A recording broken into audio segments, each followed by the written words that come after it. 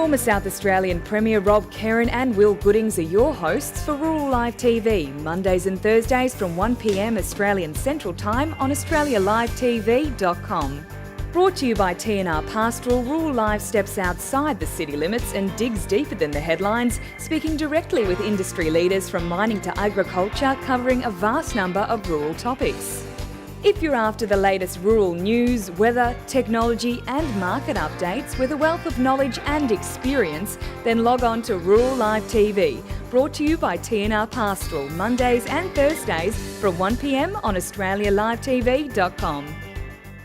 On the way, fair to say, Rob, describing the lower lakes, artificial lakes, and basically places where nothing but evaporation happens. Yeah, well, there is a lot of evaporation there, but the lakes have got a long history. They've been there a long time. But, it is an issue. But it was good to see Bob get there, be able to talk to some of the irrigators in our own riverland, and hopefully take back some pretty good images of the fact that we have been proactive in South Australia, done the right thing for quite a while, and that needs to be recognised as we go ahead.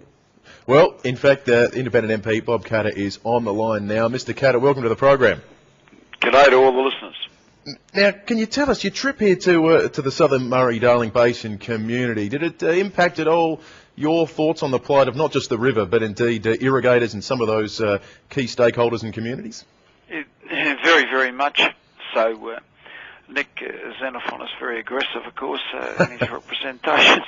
But no, he was spot on in taking me to a typical irrigator, and I know a lot about irrigation, obviously coming from North Queensland. But they're top of the range, these blokes that we saw there. And I looked at we drove through probably 100 kilometres of farmland at various times, and it seemed to me that all of those irrigators were doing it on a very, very sophisticated basis. Tensiometers, switch on, switch off when the water reaches a certain level in the soil, so you don't waste any water at all. They'd already done that. I mean, that was part of it. Secondly I got some grasp of the huge dimensions of the farming industry of South Australia, which will be very seriously impacted upon. I think South Australia would be the worst hit state in the buybacks. Yeah, because I think that's a big thing to say. But, 1 million people live in the Murray-Darling Basin in New South Wales, but, there's 6 or 7 million live outside the Murray-Darling Basin in New South Wales. In South Australia, you might have a quarter of the state's population living in these areas. And dependent upon it, it's a very narrow base, the economic base, South Australia. So Nick's quite right saying that. I mean, the arguments about the Coorong, well, I remain to be convinced that the Coorong is going to be fixed up by an increase of water coming down the Murray-Darling. And we'll have to agree to disagree on that part of it, because, there is an argument that says the Coorong should be fixed up. But there were other ideas put up there that maybe could help the Coorong. But more water coming down the Murray-Darling, yes, and of course my position has always been that it's not all that difficult to put more water down the Murray-Darling. Whether you want to go to simple things like helping the upstream irrigators, many of them are using flood irrigation, which you could argue is much more water intensive than using drip irrigation, but they've got no money to do anything. I mean, there would not be a farmer in this country that's got 2 bob to rub together. Yeah. They're all vanishing. So little small things like that, water recycling in the towns, these are things that, a lot of Melbourne and Adelaide are already doing a fair bit of this now, and towns, one Queensland town, Ingham is recycling almost all of their water, for example. So there are little simple things down at the bottom end of the spectrum. If you move up, you can look at the Clarence River diversion, just divert part of their giant floodwaters, very destructive floodwaters, I might add as well, just diverting a little bit of that back, but a little bit from the Clarence is a bloody big bit of the Murray-Darling, let me tell you. And also, I mean, I would hope that my country has not lost its vision, its ability to be able to see a bigger picture. The Snowy Mountains is on the list of the top 23 engineering achievements in world history. We were the nation that did that. Well, we're not capable of thinking like that again. We turned two sleepy old rivers that had hardly any water in them, the Murray and Murrumbidgee, for most of the year, into giant canals carrying massive irrigation waters across the length and breadth, and enabling farming to open up along these two great canals that run from east to west across the breadth of southeastern Australia. Can't we do that again? And I mean, I'm specifically thinking of Dr. Bradfield, the greatest builder in Australian history, the greatest engineer, twice received the International Prize for Engineering on two separate projects. But he was very strong for filling Lake Eyre with water. Well, in our day and age, that costs sweet beggar all, you know what I mean, to dig a ditch up from Spencer Gulf through Lake Torrens, you know, which doesn't cost you much because it's already a lake, and to Lake Eyre and fill it up with water. 30 million megalitres of water will evaporate off each year, and when you consider there's only 22 million megalitres in the Murray-Darling, that's a bloody lot of water that's going to precipitate over the Murray-Darling. And there's argument about whether it will or not. Well, we all know the prevailing wind blows that way. So the onus of proof lies with the knockers to tell me, oh, it's not going to work that way. That's their problem, not mine.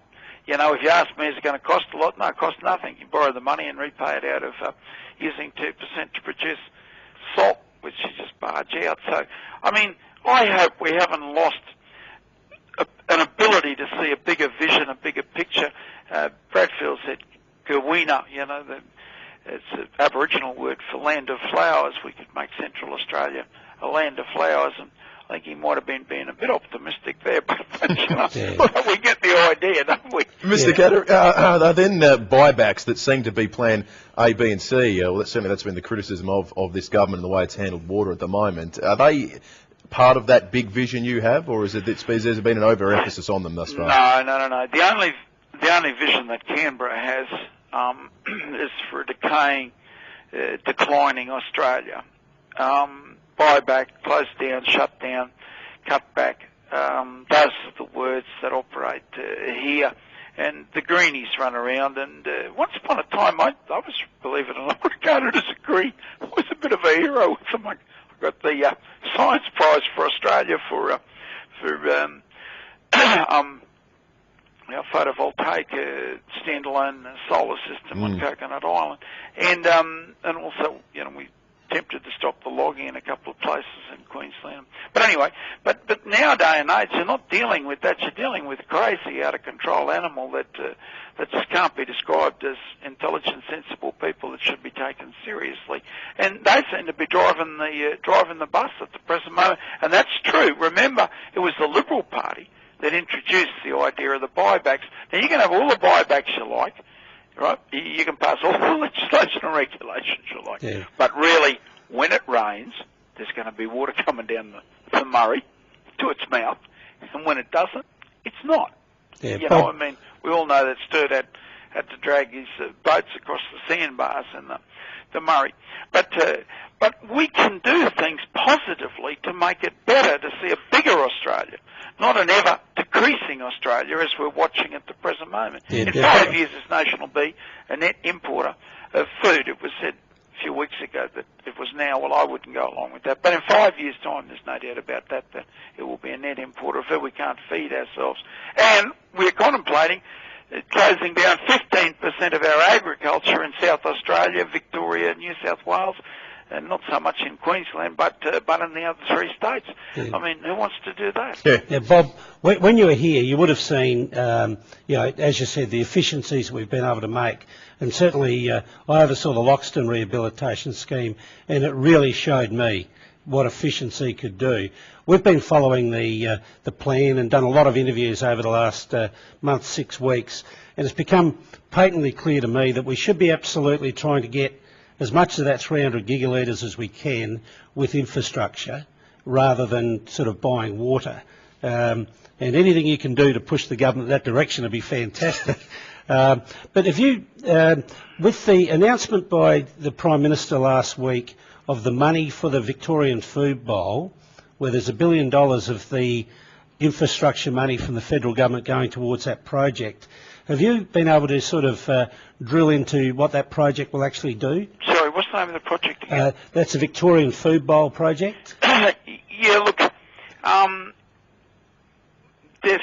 we've asked for a detailed breakdown of the $12.6 thousand million program. Yeah. But there's only, I think there's only about 4,000 or 5,000 million of that really for the Murray-Darling, which I suppose is about half of it.